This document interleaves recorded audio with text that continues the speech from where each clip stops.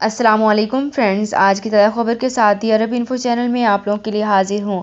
آج کی ویڈیو میں بہت ہی امپورٹنٹ ٹاپک ڈسکس کرنے والی ہوں۔ آج کی ویڈیو میں آپ لوگوں کے ساتھ شیئر کروں گی کہ سرکاری ملازمین کو نجی کاروبار کی اجازت کیوں نہیں دی جا رہی ہے۔ اس کی تمام تر ڈیٹیلز آپ لوگوں کے ساتھ شیئر کروں گی۔ یہ تمام تر ڈیٹیلز جاننے کے لیے اس ویڈیو کو لازمی سے لاسٹ تک ضرور دیکھیے۔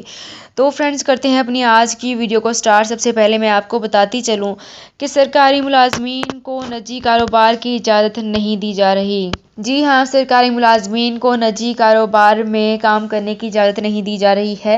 سعودی وزارت افرادی قوت و سماجی بہبود نے کہا ہے کہ سرکاری ملازمین نجی کاروبار کے لیے سجل تجارتی کاروباری رجسٹریشن کرانے کے مجاز نہیں ہیں۔ انہیں قانوناً نجی کاروبار کا حق حاصل نہیں ہے۔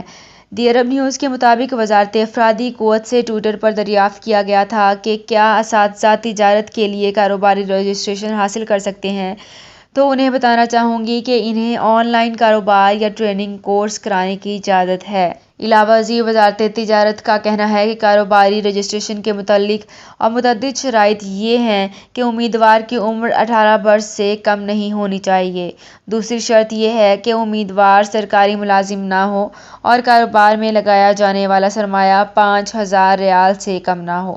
وزارت تجارت کا کہنا ہے کہ شرائط پوری کرنے والے مقامی شہری کاروباری رجسٹریشن سجل تجارتی اور فی التوار میں کرا سکتے ہیں۔ ان آن لائن کارروائی کر کے کاروبار کی نوعیت کو بھی متعین کیا جا سکتا ہے۔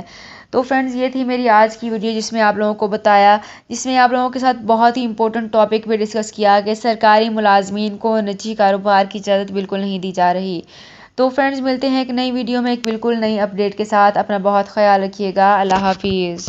سعودی عرب میں مقیم غیر ملکیوں کے لیے بہت بڑی خوشخبری آ گئی ہے۔ اب کوئی بھی شخص جو اپنے ملک جانا چاہتا ہے اور اس کا اقامہ ایکسپائر ہو یا اقامہ ویلڈ ہو، شرکہ بند ہو، مسسہ بند ہو یا کفیل چھٹی نہ لگا رہا ہو یا کوئی بھی مسئلہ ہو، تو آپ ہمارے ساتھ رابطہ کریں۔ ہم انشاءاللہ آپ کو 3 دن کے اندر اندر ایمبیسی کے ذریعے آپ کا خروج لگا کر آپ کو آپ کے ملک واپس بھیج دیں گے۔ کوئی بھی انڈین، پاکستانی، نیپالین، بنگلہ دیشی، سری لنکن یا کسی بھی ملک کا ہو، وہ آسانی سے بغیر کسی پریشانی کے اپنے ملک واپس جا سکتا ہے۔ جی ہاں، اسکرین پر آپ کے سامنے جو نمبر شو ہو رہا ہے، اس پر آپ کنٹیکٹ کریں۔ انشاءاللہ 3 دن کے اندر اندر آپ کو آپ کے ملک واپس بھیج دیا جائے گا۔ مطلوب کیس والے رابطہ نہ کریں۔ شکریہ۔